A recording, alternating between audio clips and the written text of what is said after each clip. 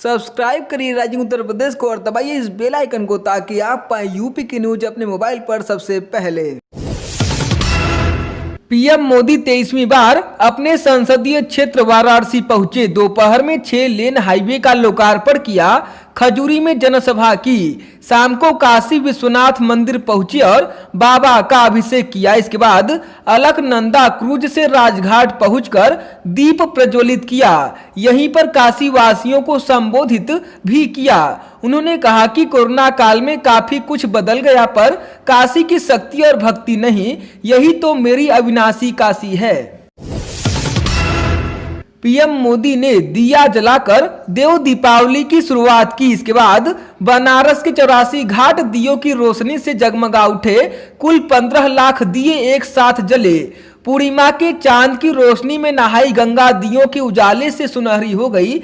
चेत सिंह घाट पर सबसे ज्यादा रौनक रही। यहाँ लेजर शो भी चलता रहा। 80 घाट, केदार घाट, दशाश्वमेध घाट, ललित घाट, मान मंदिर घाट हो या कोई और, कहीं भी अंधेरे के लिए जगह नहीं बची। केंद्र सरकार के कृषि बिलों के खिलाफ पंजाब हरियाणा के किसान बीते 5 दिनों से आंदोलित हैं। दिल्ली की सीमाओं पर प्रदर्शन जारी है। वहीं पीएम मोदी ने काशी से देश के किसानों को एमएसपी को लेकर चल रहे भ्रम पर सरकार की राय स्पष्ट की। उन्होंने कहा कि भ्रम फैलाकर राजनीति करने वाले डर गए हैं, लेकिन अब छल से नहीं बल्कि गंगा जल जैसी पवित्र नियत से काम हो रहा है। उत्तर प्रदेश बेसिक शिक्षा परिषद के प्राथमिक स्कूलों में 69,000 सहायक अध्यापक चयन की दूसरी अंतिम सूची एनआईसी से जारी हो गई। सुप्रीम कोर्ट ने भर्ती के 37,339 पदों पर चयन का आदेश जारी किया है। उनमें से 36,590 अभ्यर्थियों को जिला आवंटित किया गया है। 749 सीटों के लिए अभ्यर्थी नहीं मिल सके। अभ्यर्थी सूची परिषद की वेबसाइट पर देख सकते हैं। सूची में शामिल अभ्यर्थियों को नियुक्ति पत्र बाद में दिया जाएगा। देश के रक्षा मंत्री राजनाथ सिंह अपने संसदीय क्षेत्र लखनऊ के एक दिवसीय दौरे पर पहुंचे थे। उनका चौधरी चरण सिंह एयरपोर्ट पर उप मुख्यमंत्री केशव प्रसाद मौर्य, मंत्री महेंद्र सिंह, ब्रजेश पाठक, विधायक सुरेंद्र चंद्र तिवारी, मेयर संयुक्ता भाटिया ने स्वागत किया। इससे पहले सभी का कोविड-19 टेस्ट किया गया। टेस्ट रिपोर्ट निगेटिव आने के बाद ही राजनाथ सिंह को रिसीव करने की अनुमति दी गई। एयरपोर्ट से सीधे राजनाथ सिंह अपने दिलकुशा गार्डन स्थित आवास पहुंचे। इसके बाद सिंह शहर में चल रहे विकास कार्यों का अवलोकन किया। उन्नाव के चर्चित माखी कांड में पूर्व विधायक कुलदीप सिंह सेंगर के खिलाफ केस लड़ने वाले वकील महेंद्र सिंह का जिला अस्पताल में निधन हो गया। आपको बता दें कि बीते साल जुलाई में रायबरेली जाते समय दुष्कर्म पीड़िता व उनके वकील महेंद्र हादसे में घायल हुए थे। उनका एम्स में इलाज हुआ था, लेकिन मल्टीपल आर्गन फेल्योर होने की वजह से 16 महीने से वे बिस्तर पर थे। महेंद्र की गिनती निर्भीक वकीलों में होती थी। बता दें कि पूर्व विधायक को दुष्कर्म मामले में सजा मिल चुकी है।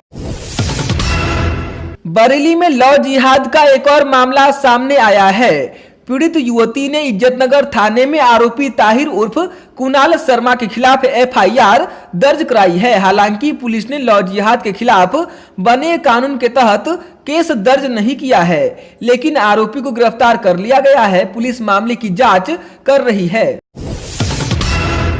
प्रदेश में लव जिहाद के खिलाफ योगी सरकार के कैबिनेट द्वारा पास उत्तर प्रदेश विधि विरुद्ध धर्म संपरिवर्तन प्रतिषेध अध्यादेश 2020 पर सियासत जारी है। बसपा प्रमुख मायावती ने इस कानून के बहाने योगी सरकार पर निशाना साधा। उन्होंने सोशल मीडिया के जरिए कहा कि यूपी सरकार आपाधापी में धर्म परिवर्तन अध्यादेश लेकर आई है, जो तमाम आशंकाओं से भरा हुआ है। सरकार को इस पर पुनर्विचार करना चाहिए।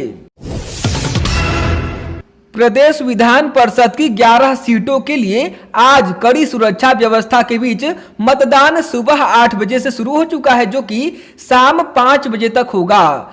खंड स्नातक की 5 व खंड शिक्षक की 6 सीटों के लिए कुल 199 प्रत्याशी किस्मत आजमा रहे हैं। कानपुर नगर, कानपुर देहात व उन्नाव छोड़कर प्रदेश के सभी 72 जिलों में मतदान होगा। मतगणना 3 दिसंबर को होगी। शाहजहांपुर में कार्तिक पूर्णिमा के मौके पर सुबह गंगा स्नान करने के लिए जा रहे श्रद्धालुओं से भरी ट्रैक्टर ट्राली अनियंत्रित होकर पलट गई। इससे 26 लोग घायल हो गए। सभी घायलों को CHC में भर्ती कराया गया है, जहां से 15 लोगों को मेडिकल कॉलेज रेफर कर दिया गया। उनमें से 3 की हालत नाजुक बनी हुई है। भ्रष्टाचार के प्रति प्रदेश की योगी सरकार की जीरो टॉलरेंस की नीति पर अमल करते हुए कामकाज में पारदर्शिता को बढ़ावा देने के उद्देश्य से ऊर्जा मंत्री श्रीकांत शर्मा ने सभी डिस्कॉम के प्रबंध निदेशकों को पिछले 5 वर्षों में खरीदे गए मीटर और ट्रांसफार्मरों से जुड़ी जानकारी का ब्यौरा अपने डिस्कॉम की वेबसाइट पर सार्वजनिक करने के लिए कहा है। इसके लिए ऊर्जा मंत्री ने उत्तर प्रदेश पावर कॉर्पोरेशन यानी UPPCL अध्यक्ष को पत्र लिखकर निर्देश दिया है। उन्होंने कहा कि उपभोक्ता हित में और पारदर्शिता बढ़ाने के लिए ऐसा करना जरूरी है। उत्तर प्रदेश लोक सेवा आयोग ने समीक्षा अधिकारी परीक्षा 2016 के मूल्य विज्ञापन को परिवर्तन कर माइनस मार्किंग को लागू किया है। साथ ही उत्तर कुंजी और कट ऑफ भी जारी नहीं किया गया। इससे अभ्यर्थियों का आरोप है कि RO 2016 की परीक्षा में बड़ी संख्या में अनियमितता की गई है। परीक्षा को फिर से कराने के लिए भ्रष्टाचार मुक्ति मोर्चा अध्यक्ष कौशल सिंह की ओर से इलाहाबाद हाईकोर्ट में याचिका दाखिल की गई है। समाजवादी पार्टी के राष्ट्रीय अध्यक्ष अखिलेश यादव ने कहा कि भाजपा ने भारत की छवि बिगाड़ी है, वह झूठ का रास्ता अपनाती है। भाजपा की राजनीति नफरत बांटने और समाज को आपस में लड़ाने की है। उन्होंने कहा कि गुरु नानक देव ने जात पात और आपस में नफरत के खिलाफ आवाज उठाकर नया संदेश दिया था।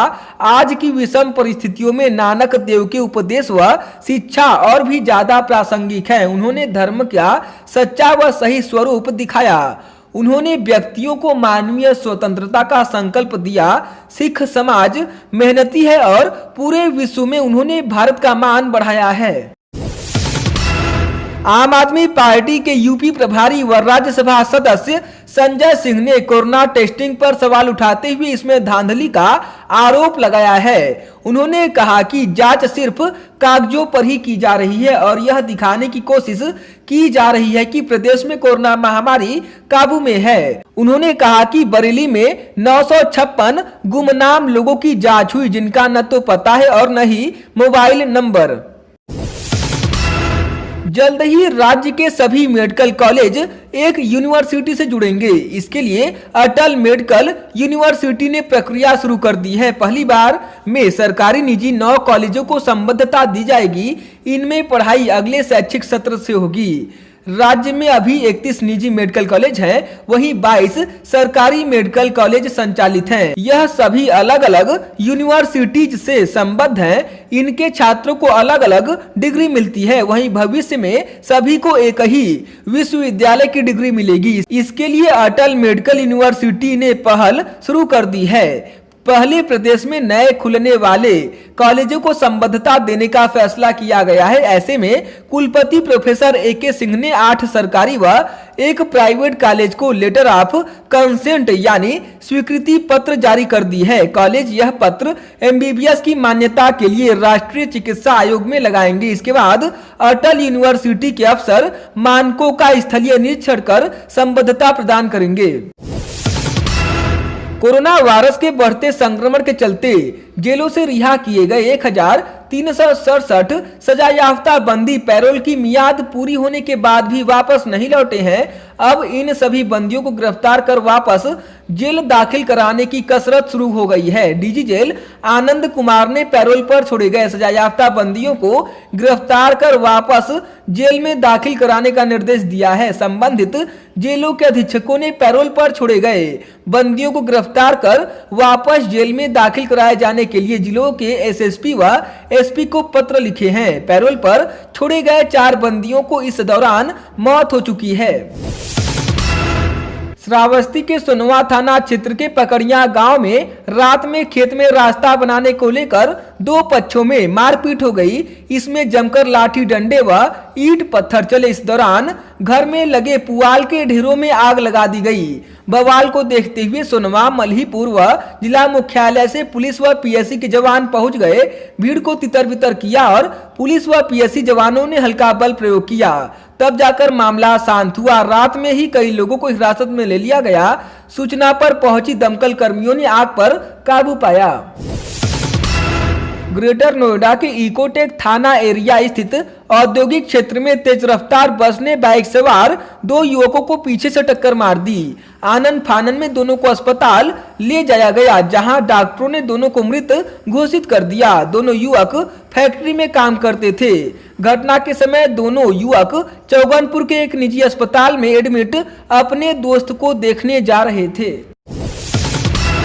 मुख्यमंत्री योगी आदित्यनाथ ने कहा कि देश में 2014 के बाद हाईवे निर्माण की गति या इंफ्रास्ट्रक्चर डेवलपमेंट के लिए जो कार्यक्रम शुरू हुए वो सभी तेज गति से चल रहे हैं। उन्होंने कहा कि पिछले 3.5 वर्ष में प्रदेश में इंफ्रास्ट्रक्चर डेवलपमेंट के जो कार्यक्रम आगे बढ़े उसका आज रिजल्ट सामने है। 2014 के बाद अगर हम प्रतिदिन प्रदेश के अंदर हाईवे निर्माण की स्पीड देखें तो औसतन लगभग 2 किलोमीटर हाईवे का निर्माण रोजाना हुआ है। यह देश के अंदर विकास की नई कथा लिखे जाने की नई व्यवस्था है। वाराणसी में पीएम मोदी के आगमन से पहले कुछ शरारती तत्वों ने काशी का माहौल बिगाड़ने की कोशिश की। राजीव चौक पर लगे पूर्व पीएम राजीव गांधी की प्रतिमा पर कालिख पोत दी, जिस पर कांग्रेस ने कड़ी नाराजगी जाहिर की है। कांग्रेस के नेताओं ने प्रशासन से कार्रवाई की मांग की है।